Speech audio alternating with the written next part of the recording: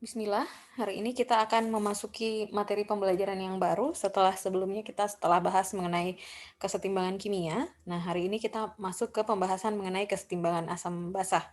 Nah, pada materi kesetimbangan asam basa ini fokusnya adalah pada teori asam basa dan perhitungan pH larutan.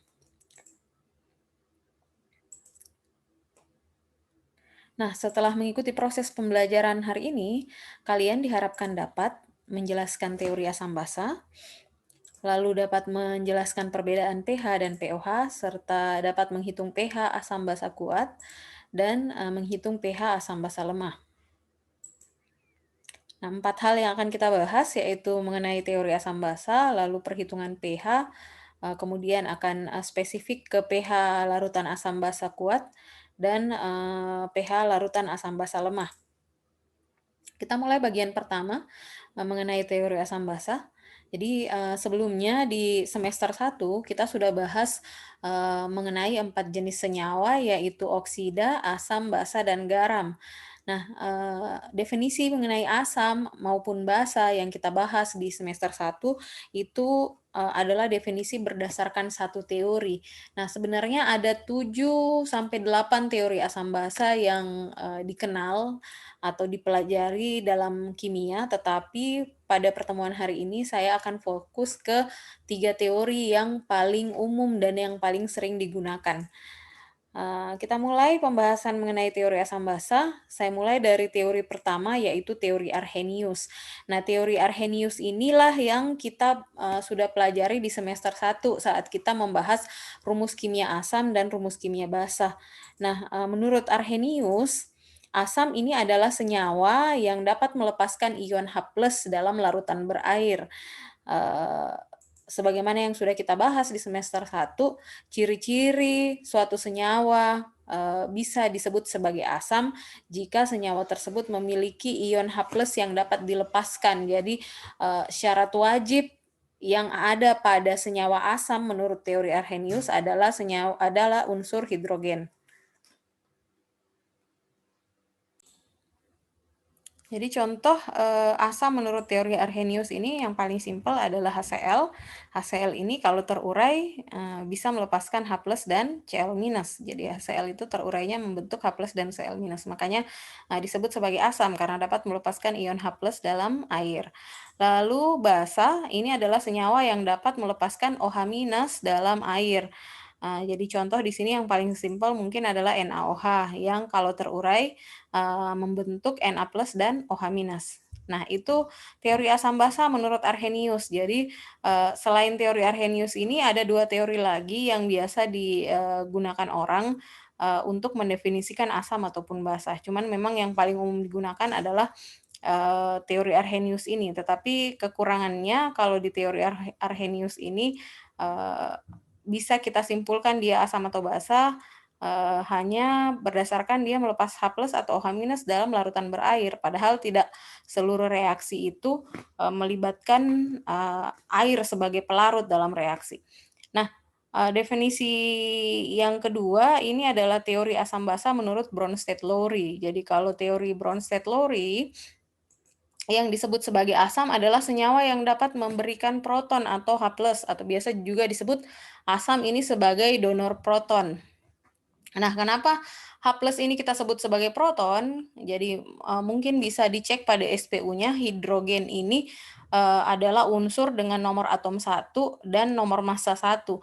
Jadi kalau kita lihat dari nomor atomnya berarti hidrogen ini memiliki 1 proton dan karena massanya 1 berarti jumlah neutronnya 0. Jadi neutron kan dihitung dari massa atom dikurang nomor atom ya. Kalau massa atomnya 1, nomor atomnya 1 berarti 1 dikurang 1 hasilnya 0. Berarti atom hidrogen ini hanya memiliki 1 proton kemudian memiliki 1 elektron dan tidak memiliki neutron. Nah, saat hidrogen melepaskan elektron membentuk H+, maka berarti partikel yang ada pada H+ ini tinggal proton. Makanya biasa disebut proton itu sebagai H+.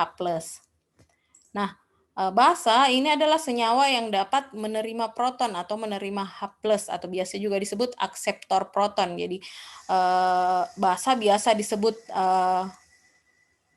proton donor, sorry, asam biasa disebut proton donor, sementara basa biasa disebut akseptor, proton atau proton akseptor. Nah, contoh asam basa menurut Bronsted-Lowry ini, jadi, untuk menentukan suatu zat itu asam atau basa, pada teori Bronsted-Lowry kita wajib tahu reaksinya. Jadi, beda dengan Arrhenius, dari Arrhenius kita bisa langsung tahu nih, HCl itu asam karena dia mengandung H+, NaOH itu basa karena mengandung OH-. Sementara kalau di teori Bronsted-Lowry, untuk bisa menentukan suatu senyawa itu asam atau basa, kita harus melihat dari reaksi yang terjadi. Pada reaksi tersebut siapa yang kehilangan hidrogen dan siapa yang menerima tambahan hidrogen. Nah, yang kehilangan hidrogen ini kita sebut sebagai donor proton, eee, itu yang disebut sebagai asam. Sementara yang menerima hidrogen atau menerima proton itu yang disebut sebagai basa. Nah, bisa kita perhatikan pada contoh reaksi ini, ada HCl bereaksi dengan NH3 menghasilkan Cl- dan NH4+. Nah, dari reaksi ini kan bisa kita lihat HCl ini berubah menjadi Cl-. HCl berubah menjadi Cl- berarti HCl kehilangan H, kehilangan ion H+ atau dia menyumbangkan hidrogennya kepada zat yang lain. Nah, sementara NH3 ini berubah menjadi NH4+. Di sini kita lihat jumlah hidrogen NH3 bertambah dari 3 hidrogen menjadi 4 atom hidrogen. Maka di sini dapat disebut atau dapat terlihat bahwa NH3 ini menerima tambahan hidrogen. Nah, karena HCl kehilangan hidrogen membentuk Cl-, maka HCl ini yang disebut sebagai asam. Sementara NH3 yang menerima H+ membentuk NH4+, NH3 ini yang kita sebut sebagai basa. Nah, dalam teori Bronsted-Lowry ada juga istilah asam dan basa konjugasi. Jadi asam yang telah kehilangan hidrogen itu akan membentuk basa yang disebut basa konjugasi. Jadi HCl berpasangan dengan Cl-, HCl kita sebut sebagai asam, sementara Cl-nya kita sebut sebagai basa konjugasinya.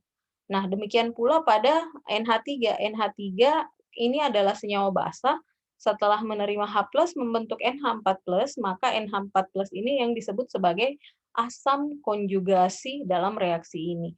Nah, pasangan senyawa yang kehilangan hidrogen ataupun yang menerima hidrogen itu yang disebut sebagai pasangan asam basa konjugasi. Jadi pasangan pertama dalam reaksi ini adalah NH3 dengan NH4+, ini kita sebut pasangan asam basa konjugasi. Lalu pasangan kedua adalah HCl dan Cl- yang kita sebut juga sebagai pasangan asam basa konjugasi. Jadi pereaksinya kita sebut sebagai asam atau basa, sementara hasil reaksinya disebut asam atau basa konjugasi. Jadi pasangannya pasangan dari asam adalah basa konjugasi, sementara pasangan dari basa adalah asam konjugasi. Nah, demikianlah teori asam basa menurut Bronsted-Lowry. Lalu kemudian ada teori ketiga yang disebut sebagai teori Lewis. Nah, menurut Lewis, asam adalah senyawa yang dapat menerima pasangan elektron, sementara basa adalah senyawa yang dapat memberikan pasangan elektron. Jadi konsep asam atau basa menurut Lewis ini mirip-mirip seperti konsep ikatan kovalen koordinasi, di mana terjadi sumbangan pasangan elektron yang berasal dari salah satu atom saja.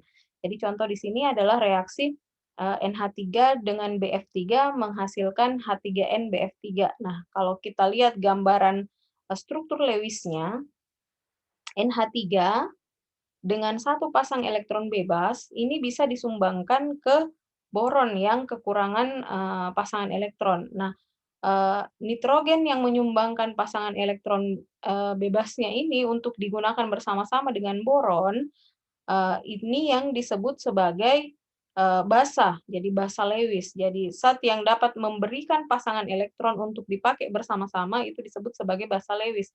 Sementara zat yang menerima donor pasangan elektron itu yang disebut sebagai asam. Jadi, dalam reaksi ini NH3 kita sebut sebagai asam Lewis, sementara jadi NH3 disebut sebagai, basa Lewis, sementara, BF3 disebut sebagai asam Lewis, karena yang mendonorkan pasangan elektron adalah NH3, sementara yang menerima pasangan elektronnya adalah BF3. Tetapi proses serah terimanya ini, bukan seperti pembentukan ikatan ion ya. Jadi yang terjadi adalah penggunaan pasangan elektron bersama-sama melalui ikatan kovalen koordinasi. Jadi yang menyumbangkan pasangan elektron itu disebut basa, sementara yang menerima pasangan elektron itu disebut sebagai asam menurut Lewis. Jadi itu 3 teori asam basa yang kita pelajari hari ini. Untuk, materi selanjutnya perhitungan pH. Teori asam basa yang akan berperan dalam perhitungan pH adalah teori Arrhenius, karena, pada perhitungan pH yang akan terukur adalah konsentrasi H+ maupun konsentrasi OH-, sehingga pada perhitungan pH fokus teori asam basa kita akan berfokus pada teori Arrhenius. Oke, jadi untuk teori Bronsted-Lowry dan teori Lewis ini semacam tambahan wawasan pengetahuan saja mengenai teori asam basa, tetapi untuk perhitungan pH kita akan fokus ke teori pertama, yaitu teorinya Arrhenius. Baik, kita lanjut ke bagian kedua mengenai perhitungan pH. Jadi ada beberapa hal yang harus dipahami dulu mengenai konsep pH ini. Jadi mungkin sudah familiar dengan istilah pH, pH asam, pH basa, atau pH di atas 7 dan pH di bawah 7. Kita akan pelajari konsepnya. Jadi ada beberapa konsep pH yang harus kita ketahui terlebih dahulu sebelum kita menghitung pH itu sendiri. Jadi yang pertama, pH ini merupakan nilai derajat keasaman atau kebasaan dari suatu larutan. Jadi tingkat keasaman larutan ini biasa diukur dalam parameter yang kita sebut sebagai pH. Nah, apa sih sebenarnya pH itu? Jadi pH ini menunjukkan aktivitas ion hidrogen dalam larutan.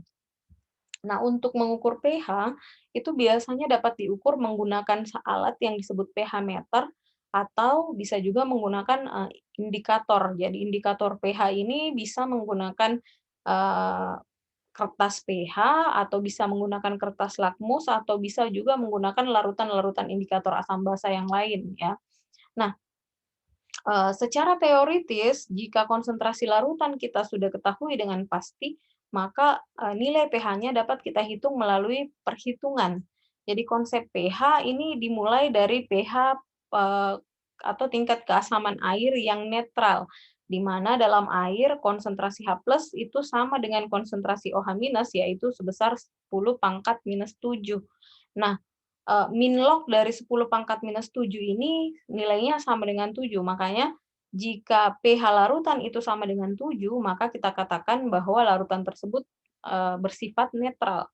Sementara jika pH lebih kecil dari 7 atau jika pOH lebih besar dari 7, maka kita katakan bahwa larutan tersebut bersifat asam. Nah, sebaliknya jika pH lebih besar dari 7 atau jika pOH lebih kecil dari 7, maka larutan bersifat basa. Tetapi mungkin fokusnya bisa lebih difokuskan pada nilai pH-nya saja. Jadi jika pH lebih kecil 7 berarti asam, jika pH-nya lebih besar 7 berarti bersifat basa. Nah, rumus untuk perhitungan pH ini sebenarnya tidak terlalu rumit, tidak terlalu banyak. Jadi rumus untuk menghitung pH itu sebenarnya cuma satu ya. Jadi untuk menghitung pH, rumusan yang bisa kita gunakan adalah pH sama dengan min log konsentrasi H+. Jadi jika ingin menghitung pH, dan konsentrasi H+-nya diketahui, maka pH tinggal kita hitung dengan rumus min log konsentrasi H+. Ini yang harus kita ingat baik-baik. Saat kita akan menghitung pH, rumus yang digunakan adalah min log konsentrasi H+. Nah, nanti yang bervariasi adalah cara untuk menghitung konsentrasi H+ pada larutan. Kalau rumus pH-nya sih cuma satu, pH sama dengan min log konsentrasi H+. Nanti yang berbeda-beda adalah cara mendapatkan konsentrasi H+-nya.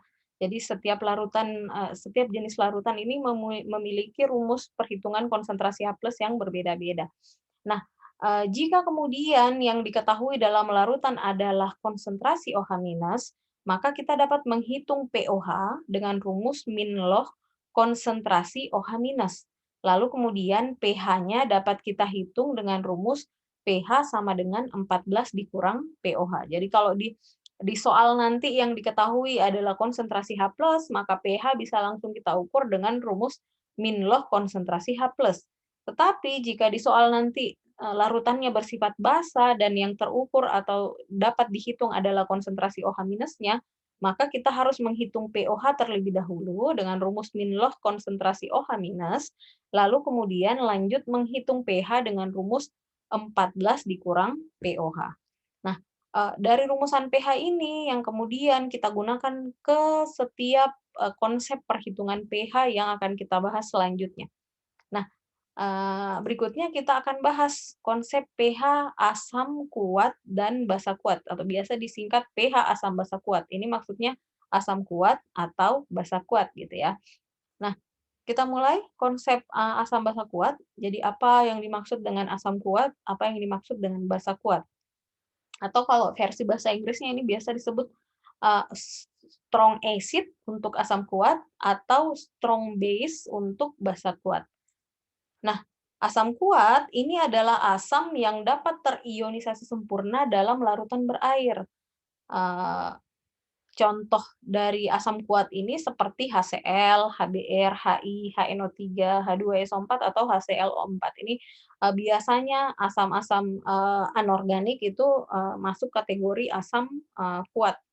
Biasanya secara umum ya, kebanyakan. Nah, sementara basa kuat adalah basa yang dapat terionisasi sempurna dalam air. Contoh misalkan di sini adalah NaOH atau KOH serta basa-basa yang lain, basa dari logam golongan 1A, 2A, dan Al, ini masuk kategori basa kuat. Basa yang dapat terionisasi sempurna dalam larutan air.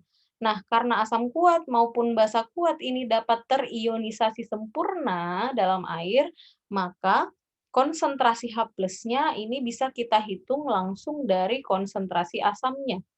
Jadi, pH asam kuat atau pH dari strong acid bisa kita hitung dengan rumus konsentrasi H+, jadi kita hitung konsentrasi H+-nya dulu.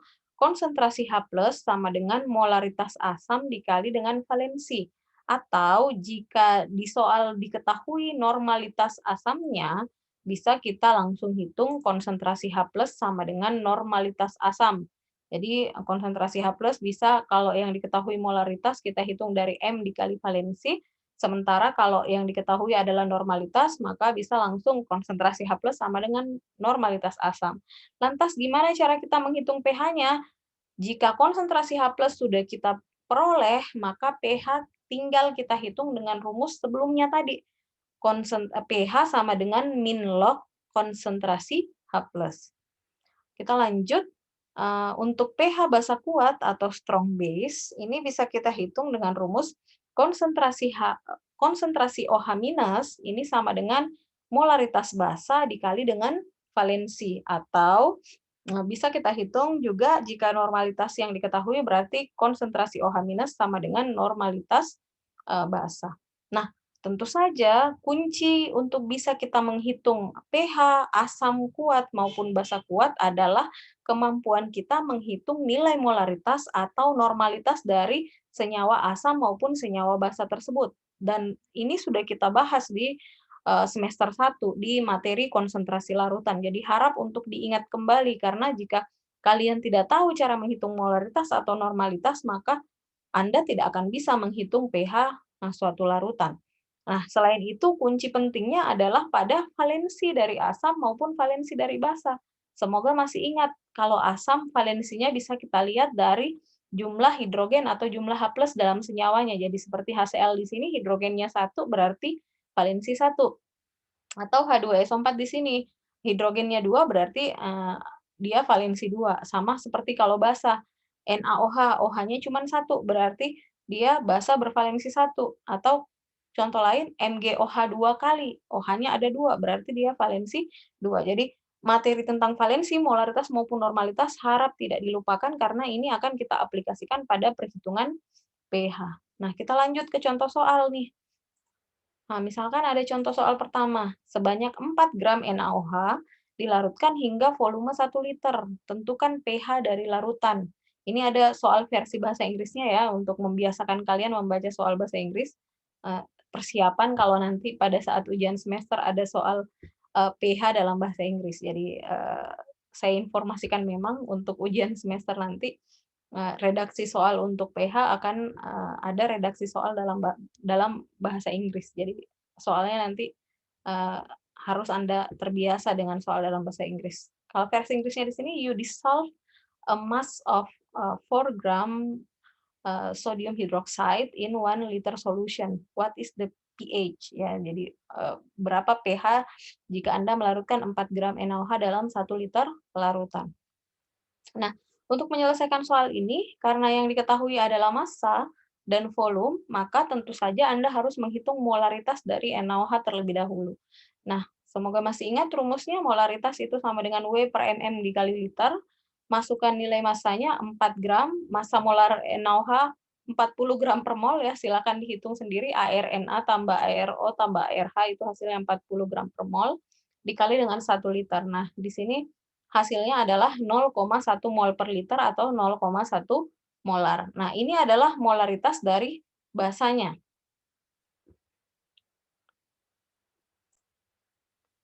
Nah, selanjutnya kita akan menghitung konsentrasi OH-nya.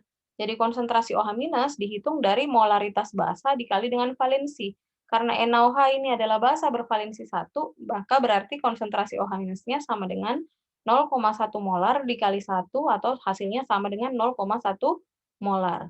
Selanjutnya, setelah konsentrasi OH-nya kita peroleh, maka kita dapat menghitung POH dengan rumus min log konsentrasi OH-. Jadi rumus POH dulu yang kita hitung, kenapa? Karena yang diketahui OH-, kita nggak mungkin nih menghitung pH langsung, karena kita nggak tahu nilai konsentrasi H+-nya berapa. Sehingga bisa kita hitung POH sama dengan min log konsentrasi OH- atau sama dengan min log 0,1. Nah, 0,1 ini sama dengan 10 pangkat min 1 ya. Jadi min log 10 pangkat min 1. Nah, kalau ketemu model seperti ini, min log 10 pangkat min 1, hasilnya tinggal kita tarik bilangan pangkat ini, bilangan pangkat eksponen ini ke depan, kalikan dengan tanda minusnya. Jadi minus 1 dikali minus, hasilnya sama dengan 1. Berarti POH larutan NaOH ini adalah sama dengan 1.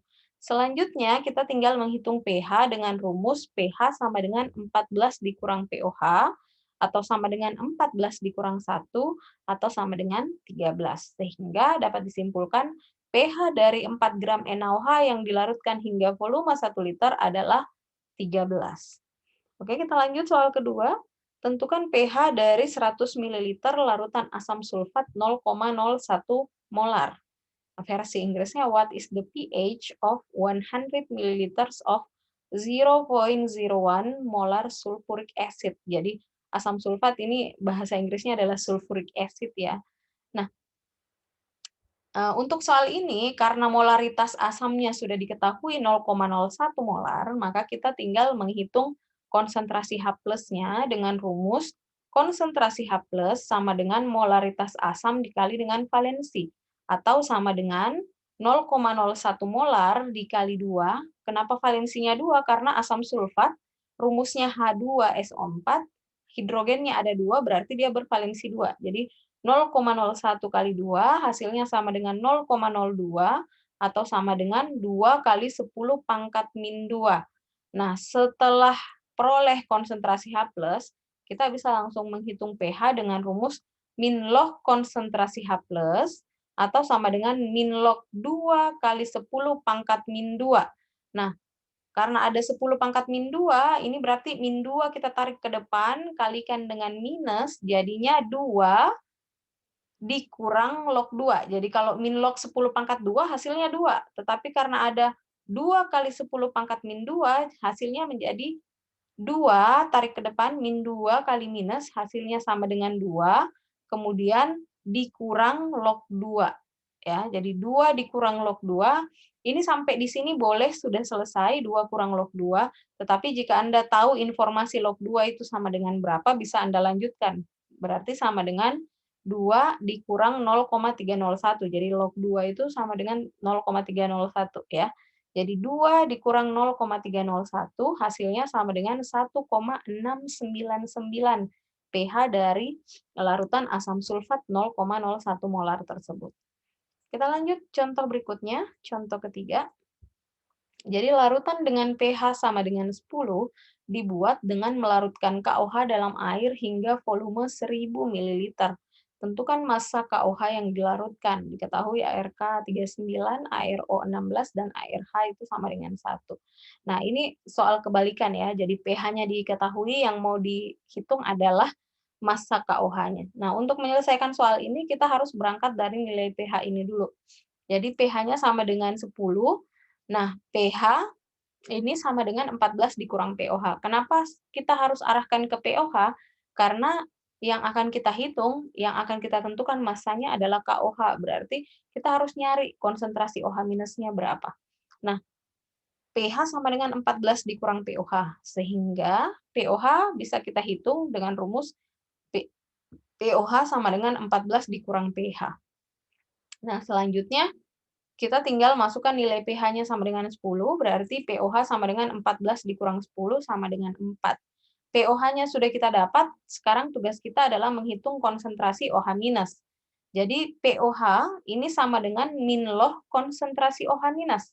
Nah, dengan model seperti ini berarti untuk menghitung konsentrasi OH minus, kita harus hitung dari antilog dari POH. Nah, konsentrasi OH minus ini sama dengan minus antilog POH. Minus antilog POH bisa kita hitung dengan rumus konsentrasi OH minus sama dengan 10 pangkat min POH. Atau konsentrasi OH minus sama dengan 10 pangkat min 4. Kok min 4? Karena POH-nya 4. Jadi kita ganti POH menjadi 4. Sehingga konsentrasi OH minus sama dengan 10 pangkat min 4. Baik, kita lanjutkan. Setelah kita memperoleh nilai konsentrasi OH-, kita akan menghitung konsentrasi dari basa. Jadi konsentrasi OH- sama dengan molaritas KOH. Kenapa sama? Karena valensi KOH adalah valensi 1. Jadi konsentrasi OH- sama dengan molaritas KOH, yaitu sama dengan 10 pangkat min 4. Setelah konsentrasi KOH kita peroleh, kita boleh hitung MRKOH dulu ya. Jadi MRKOH sama dengan ARK tambah ARO tambah ARH. Hasilnya sama dengan 39 tambah 16 tambah 1 atau sama dengan 56. Nah, berarti MMKOH itu sama dengan 56 gram per mol. Setelah kita peroleh nilai MMKOH, kita masuk ke rumus molaritas. Molaritas sama dengan W per MM kali liter. Nah, target kita adalah menghitung massa dari KOH. Berarti rumusnya bisa kita rubah menjadi W sama dengan M dikali MM dikali liter. Atau molaritasnya adalah 10 pangkat min 4, molaritasnya 10 pangkat min 4 mol per liter, dikali dengan MM-nya 56 gram per mol, dikali dengan volumenya 1000 ml, rubah ke liter, kita peroleh hasil 1 liter. Nah, dari sini berarti molnya ini bisa dicoret, liter bisa dicoret, yang tertinggal nanti satuannya adalah gram. 56 kali 1 kali 10 pangkat min 4 hasilnya adalah 5,6 kali 10 pangkat min 3 gram. Oke, soal sudah kita selesaikan, yang ditanyakan adalah massa KOH-nya berapa, ini sudah bisa terjawab bahwa massa KOH adalah 5,6 kali 10 pangkat min 3 gram. Baik, kita lanjutkan ke pembahasan berikutnya, kita akan bahas mengenai asam basa lemah. Jadi tentu saja kalau tadi kita bahas asam basa kuat, sekarang kita bahas asam basa lemah, berarti asam basa lemah ini kebalikan dari asam basa kuat. Nah, karena asam basa kuat tadi adalah asam atau basa yang terionisasi sempurna, berarti bisa kita tebak bahwa asam basa lemah adalah asam atau basa yang tidak terionisasi sempurna. Nah, asam lemah ini adalah asam yang tidak terionisasi sempurna dalam air, atau asam lemah ini biasa disebut weak acid. Jadi weak acid is one which doesn't ionize fully when it is dissolved in water. Jadi contohnya di sini asam lemah adalah asam asetat atau CH3COOH, kemudian ada asam fluorida, dan asam-asam organik lainnya. Jadi kalau ada asam yang memiliki banyak karbon, Itu contoh dari asam lemah ya.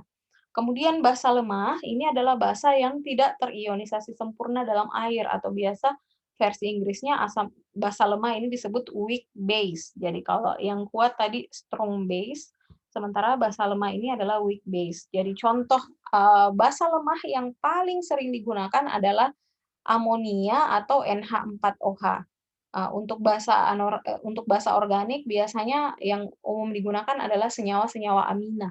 Tetapi yang paling lazim atau paling umum ini adalah NH4OH, adalah basa lemah yang paling sering digunakan di laboratorium. Nah, gimana cara menghitung konsentrasi H+ maupun OH- dari asam maupun basa lemah? Kalau tadi yang kuat karena dia terionisasi sempurna, maka konsentrasi H+ itu tinggal kita hitung dari molaritas asam dikali dengan valensinya. Demikian juga untuk basa, tinggal hitung molaritas basa dikali dengan valensinya. Nah, kalau untuk asam lemah atau basa lemah, karena terionisasinya tidak sempurna, maka kita tidak bisa langsung hitung serta-merta dari konsentrasi asam ataupun basanya saja. Kenapa? Karena terionisasinya hanya sebagian, maka kita harus memperhitungkan tetapan ionisasi asamnya. Jadi, jumlah H+ yang dihasilkan dari asam basa lemah maupun dari asam maupun basa lemah itu sangat bergantung kepada, tetapan ionisasi asam maupun tetapan ionisasi basa. Nah, ini rumus sederhananya untuk pH asam lemah atau pH of weak acid, ini bisa dihitung dengan rumus konsentrasi H+ itu sama dengan akar Ka dikali dengan molaritas asam atau molaritas asidnya, atau versi bahasa Indonesianya konsentrasi H+ itu sama dengan Ka dikali M asam.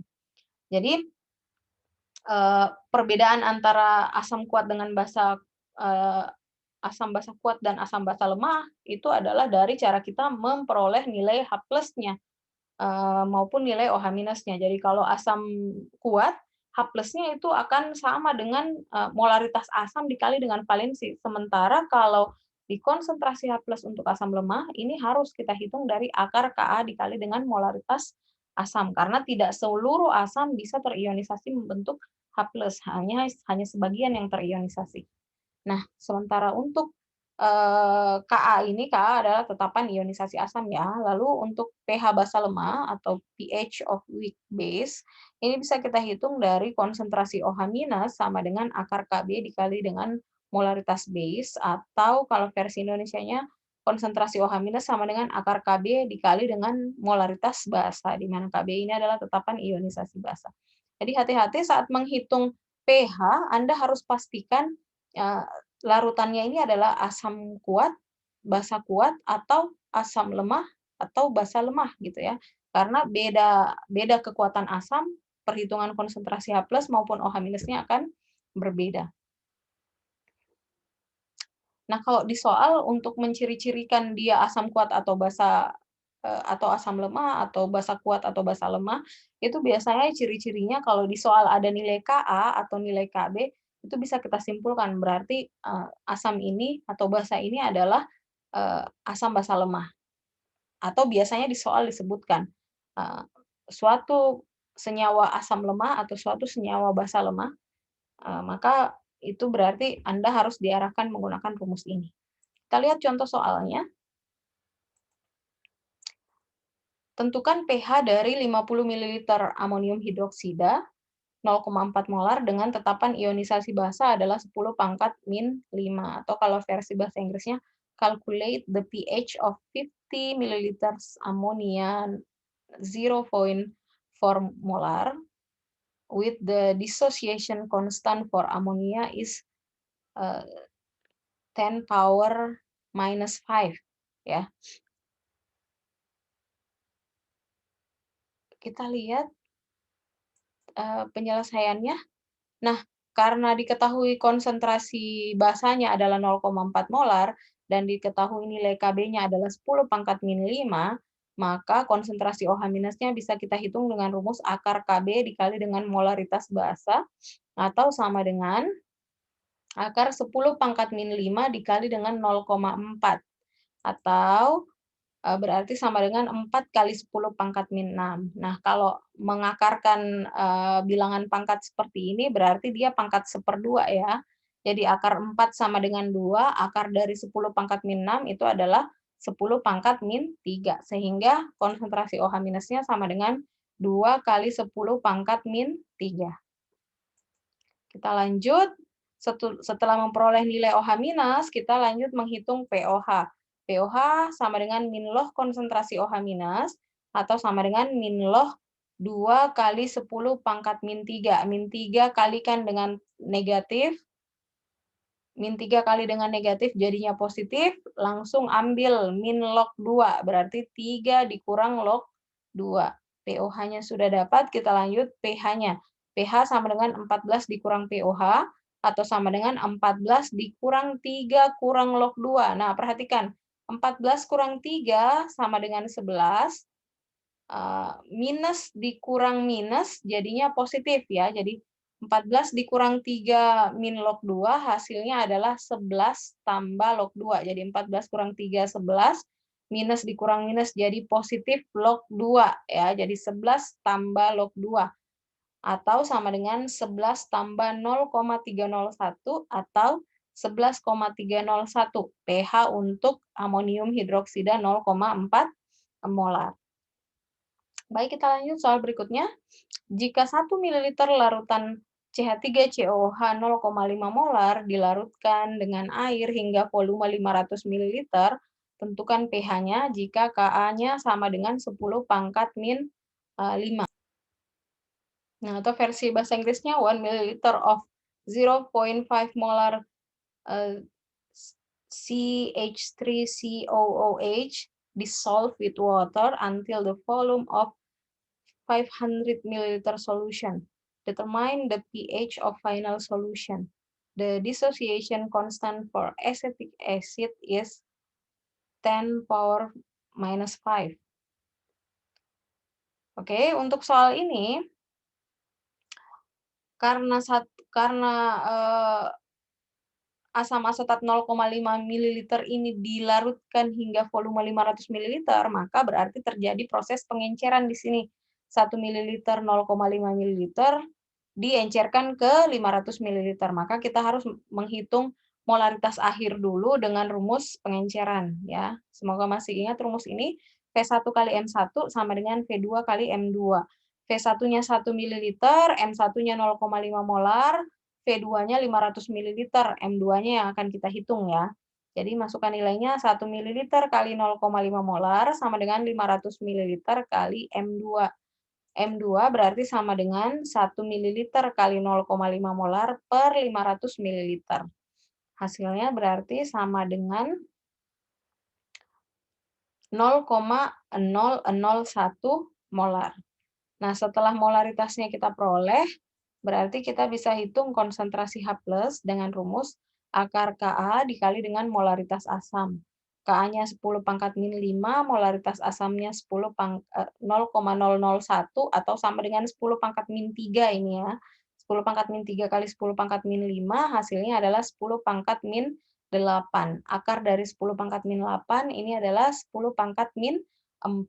Setelah konsentrasi H+ kita peroleh, kita tinggal menghitung pH dengan rumus min log konsentrasi H+ atau sama dengan min log 10 pangkat min 4. Min 4 kali minus, hasilnya adalah 4. Ya, jadi pH untuk asam asetat yang telah diencerkan tadi, ini sama dengan 4. Oke, kita lanjut contoh terakhir. Contoh ketiga, suatu larutan asam lemah Ha 0,1 molar memiliki pH sama dengan 3. Tentukan nilai Ka asam lemah Ha tersebut. Berarti yang mau dihitung adalah nilai Ka, pH-nya diketahui, konsentrasi asamnya diketahui. Ya. Nah, untuk menyelesaikan soal ini, kita harus menghitung nilai konsentrasi H+-nya dulu. Jadi pH sama dengan min log konsentrasi H+, berarti konsentrasi H+ sama dengan minus antilog pH, atau bisa dihitung dengan rumus konsentrasi H+ 10 pangkat min pH, atau konsentrasi H+ sama dengan 10 pangkat min 3, karena pH-nya sama dengan 3. Nah, setelah konsentrasi H+ kita peroleh, maka kita bisa menghitung nilai Ka-nya dengan rumus konsentrasi H+ sama dengan akar Ka dikali dengan molaritas asam. Masukkan nilai konsentrasi H+, Berarti 10 pangkat min 3 sama dengan akar Ka kali 10 pangkat min 1. Dari mana 10 pangkat min 1? Dari molaritas asamnya nih, 0,1. Dirubah jadi 10 pangkat min 1 ya, 0,1 itu sama dengan 10 pangkat min 1. Nah, sekarang gimana cara kita memperoleh nilai Ka? Sementara rumusnya ini ada akar. Nah, untuk membuka akar ini, maka sisi kiri dan kanan kita pangkat duakan. Akar jika dipangkat duakan kan akarnya jadi lepas ya. Jadi 10 pangkat min 3 pangkat 2 sama dengan akar Ka kali 10 pangkat min 1 pangkat 2. Saat dipangkat duakan akarnya bisa lepas nih. Jadi 10 pangkat min 3 sama dengan 10 pangkat min 6 sama dengan Ka kali 10 pangkat min 1. Akarnya sudah lepas nih yang kanan nih. Nah, berarti Ka bisa kita hitung dengan rumus 10 pangkat min 6 bagi 10 pangkat min 1 atau Ka-nya sama dengan 10 pangkat min 5. Oke, demikian untuk contoh soal, asam basa lemah. Cukup sekian dan terima kasih pembahasan untuk pertemuan hari ini. Jadi untuk pertemuan hari ini kita membahas, perhitungan pH secara universal, lalu kemudian kita sudah bahas secara spesifik untuk asam kuat, basa kuat, asam lemah, dan basa lemah. Oke, baik. Selanjutnya silahkan lanjut mengerjakan latihan soalnya. Jadi ada 8 nomor latihan soal. Ini sudah gabungan asam basa kuat dan asam basa lemah. Tinggal Anda memilah-milahnya yang mana asam basa kuat, mana asam basa lemah. Untuk soal nomor 1, asam nitrat ini asam kuat ya. Soal nomor 2, ini semua adalah basa kuat. Konsentrasinya 1 gram per mililiter, 1 gram per liter ini harus Anda rubah ke molaritas dulu. Nah, karena ini 1 gram per 1 liter maksudnya ya, jadi Anda harus rubah menjadi mol per liter atau molaritas. Kemudian soal ketiga ini juga basa kuat, MgOH 2 kali, yang akan dihitung pH-nya. Kemudian soal keempat ini pH-nya diketahui, ini basa kuat, yang mau dihitung adalah massa NaOH-nya. Ada contoh soal tadi mirip seperti soal nomor 4 ini. Kemudian untuk soal nomor 5, ini diketahui massanya 56 mg, dilarutkan hingga volume 100 ml. pH-nya diketahui nih 12. Yang mau dihitung adalah AR dari L. Karena kan belum diketahui nih rumusnya apa, jadi yang mau dihitung adalah besar AR dari L. Jadi untuk soal nomor 5 ini agak sedikit ribet, tapi Anda tinggal fokus pH-nya 12, berarti Anda harus hitung pOH dulu. Dapat pOH berarti konsentrasi OH minusnya dapat. Konsentrasi OH minusnya dapat berarti konsentrasi basanya ada. Kalau konsentrasi basanya ada, massanya ada, Anda bisa menghitung nilai MM. Nah, kalau nilai MM-nya dapat, di sini ada ARO, ada ARH, tinggal Anda hitung ARL-nya berapa. Kalau nilai MM-nya sudah ada ya.